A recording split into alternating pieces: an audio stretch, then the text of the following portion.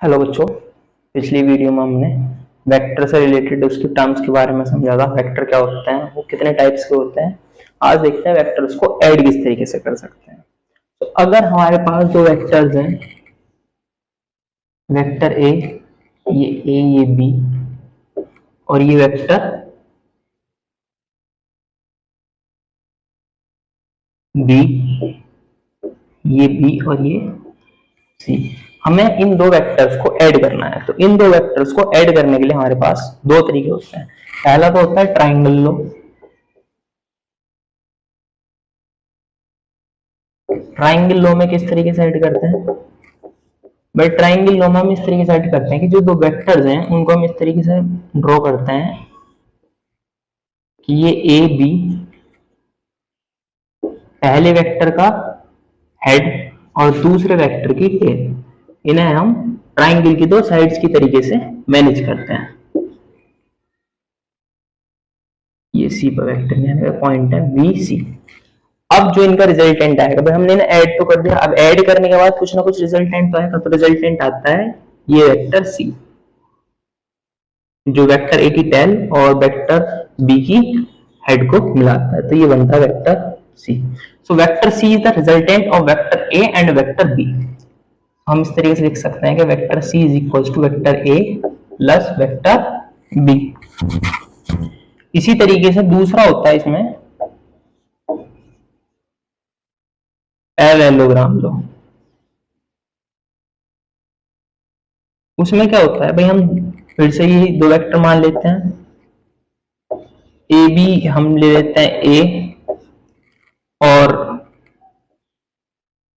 B C हम ले लेते हैं वेक्टर बी। तो हम किस तरीके से कर सकते हैं भाई से, हम ये एक पैरेललोग्राम बना लेते हैं।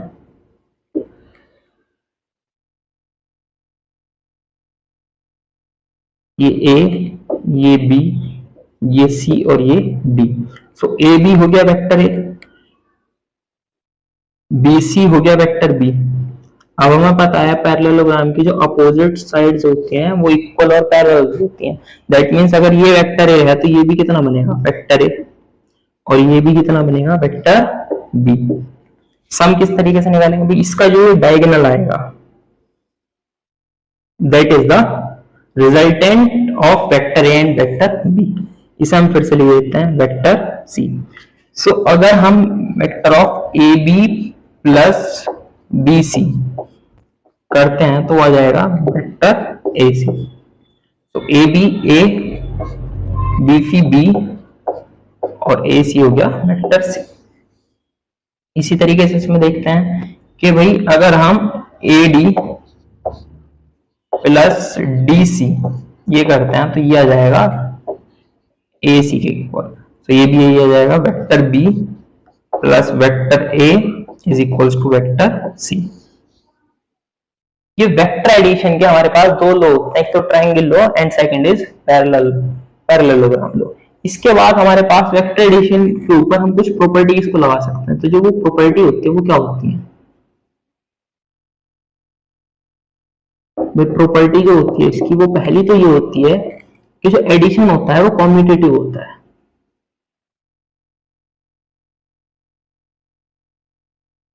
कम्यूटेटिव मींस 7th 8th हम पढ़ते आते हैं लॉस को, commutative law of addition, commutative law of subtraction, multiplication. तो कम्यूटेटिव का मतलब होता है if we add two vectors vector A plus vector B then the sum is equals to vector B plus vector A. यानी कि हम इन्हें इनके प्लेस भी चेंज कर दें तब भी इनके एडिशन पर कोई फर्क नहीं पड़ता। सेकंड होता है यहाँ पर हमारा एसोसिएटिव लॉ।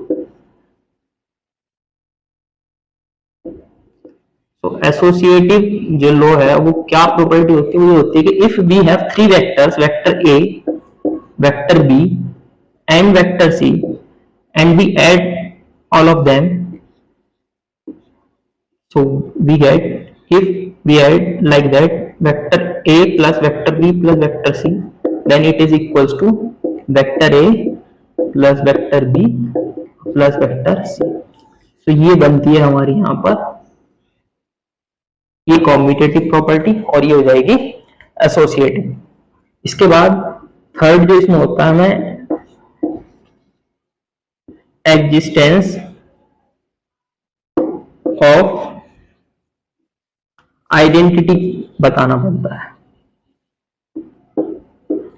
कि भाई इसमें जो इसकी आइडेंटिटी है वो हम क्या होती है। भाई देखो जैसे सिंपल सी बात है, किसी भी नंबर में अगर हम जीरो ऐड करें तो उसके एडिशन में कोई चेंज नहीं आता, किसी भी नंबर में अगर हम बाई से मल्टीप्लाई करें तो उस नंबर में कोई चेंज नहीं आता। ऐसे ही यहाँ पर हमारे पास कोई ना कोई वेक्टर भी तो होगा कि भाई जिसको अप्लाई करने से ऐड करने से हमारा जो ओरिजिनल वेक्टर है उसमें कोई चेंज ना है। So if we have a vector A, तो हमें कोई ऐसा वेक्टर चाहिए कि हम इसमें वो ऐड करें एंड देन हमें फाइनल यही वेक्टर मिल जाए। तो if we add null vector in a vector, then the resultant is original vector। तब हमें जो रिजल्टेंट मिलता है वो क्या होता है, ओरिजिनल वेक्टर होता है। सो ये जो नल वेक्टर है ये हमारा यहाँ पर क्या है, आइडेंटिटी की तरह वर्क करता है। ये वो आइडेंटिटी है जिसे जब हम किसी वेक्टर में ऐड करेंगे तो उसमें कोई चेंज नहीं आएगा। इसके बाद होता है एग्जिस्टेंस ऑफ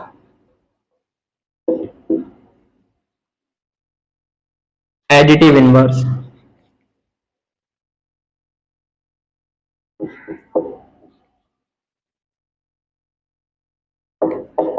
भाई एडिटिव इनवर्स का क्या मतलब हो गया कि अगर हम किसी वेक्टर में कोई दूसरा वेक्टर ऐड करें और जो हमारा रिजल्टेंट है वो नल वेक्टर आ जाए, जीरो आ जाए, तब हम बोलते हैं कि वो उसका एडिटिव इनवर्स है।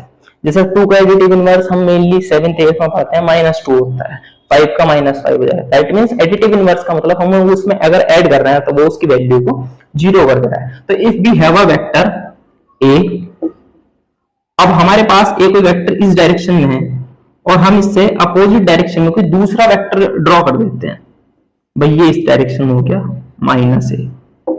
तो अगर हम इन दोनों वेक्टर्स को ऐड कर रहे हैं कि vector a plus minus vector a, so resultant becomes null vector.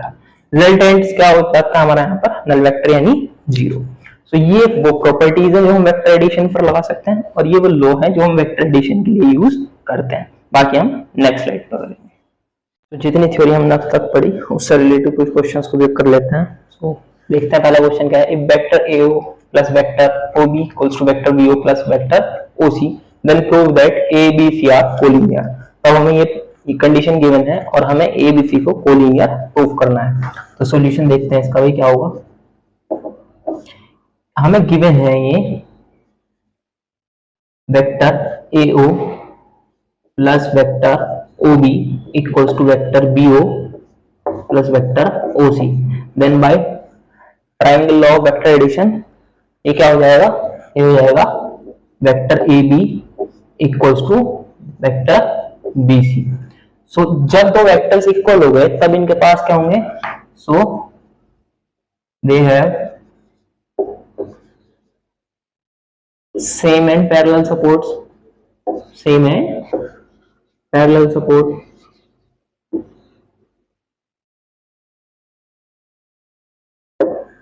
Vector equal है, वेक्टर इक्वल है तो उनके सेम और पैरेलल सपोर्ट्स होंगे and point B is a common point. B जो है हमारा वो कॉमन पॉइंट है।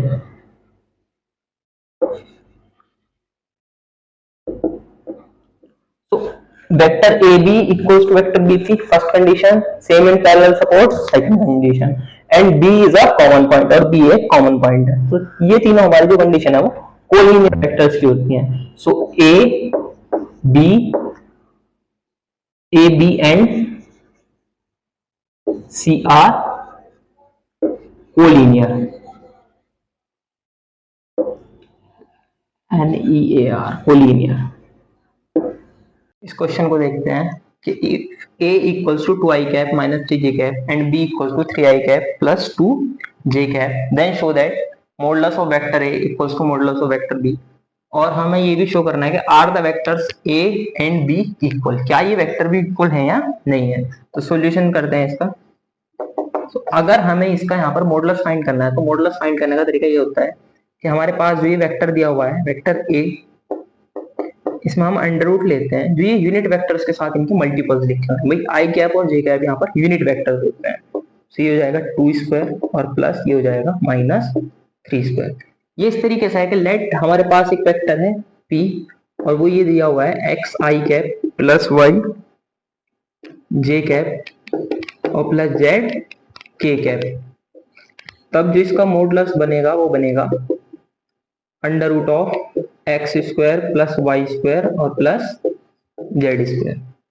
तो हमें यहाँ पर वेक्टर ए कितना मिल जाएगा, ये under root of by 2 square 4 minus 3 square 9 4 और 9 13।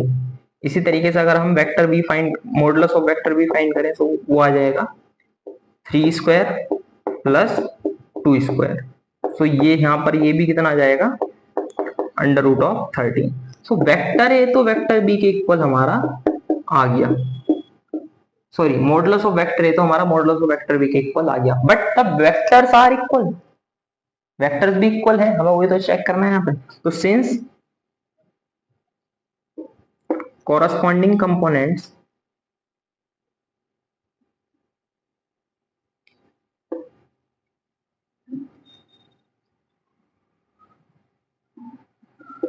of vector a and b are not equal,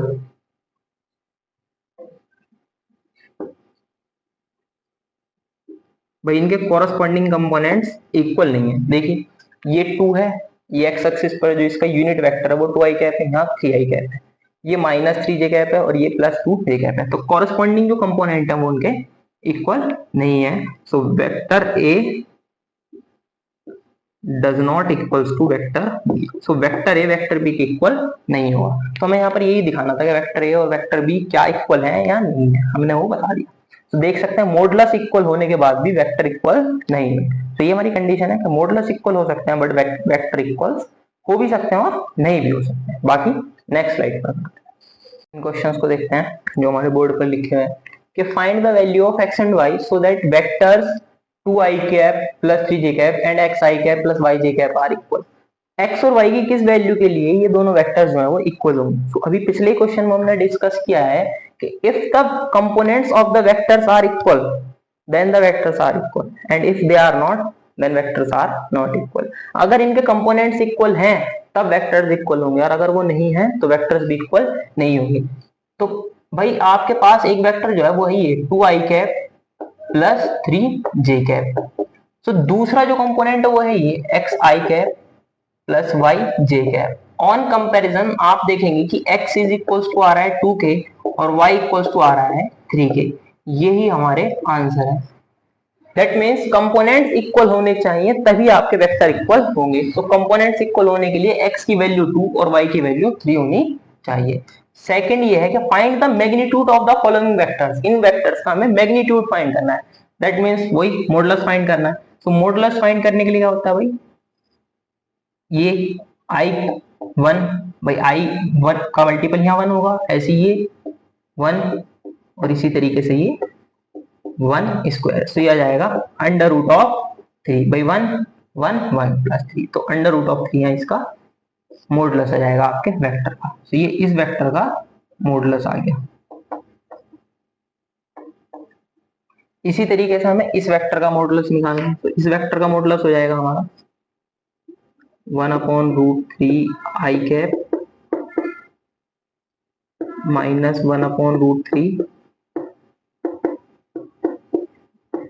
यहाँ भी इस पर रूट ही लग रहा है,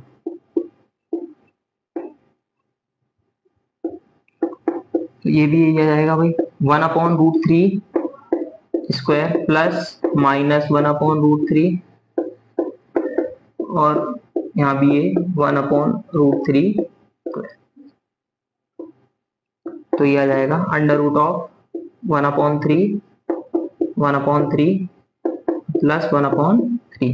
तो ये आ जाएगा 3/3 1। तो इसका मैग्नीट्यूड आ जाएगा 1। इसी तरीके से हमें ये बताना है कि for what value of p is i cap plus j cap plus k cap into p is a unit vector. ये हमें एक वेक्टर गिवन है, p की किस वैल्यू के लिए ये एक यूनिट वेक्टर होगा। तो किस तरीके से निकालेंगे हम भाई, अगर हमारे पास जो ये वेक्टर है वो ये है कि हम इसे लेट कर लेते हैं, let the vector B A equals to p i cap p j cap plus p k cap, हमने इसको ए वेक्टर मान लिया। अब हम इसका मॉडुलस निकालते हैं, तो मॉडुलस क्या जाएगा वेक्टर ए का, under root of p square plus p square plus p square, हो जाएगा under root of 3 p square. तो इसकी जो वैल्यू आ जाएगी वो आ जाएगी ये अंडर रूट ऑफ 3 और ये मॉडुलस पी। अब हमें पता है यूनिट वेक्टर की जो वैल्यू होती है वो होती है 1, दैट मीन्स इसकी जो वैल्यू होगी वो होगी 1 के इक्वल। सो यहाँ पर जो आ जाएगा वैल्यू ऑफ पी आ जाएगी 1 अपॉन रूट 3, तो पी इक्वल्स हो जाएगा यहाँ पर plus minus 1 upon under root 3। तो पी की वैल्यू जो होगी वो होगी plus minus 1 upon under root 3। इस वैल्यू के लिए ये जो वेक्टर है वो एक यूनिट वेक्टर होगा। बाकी आगे बढ़ते हैं।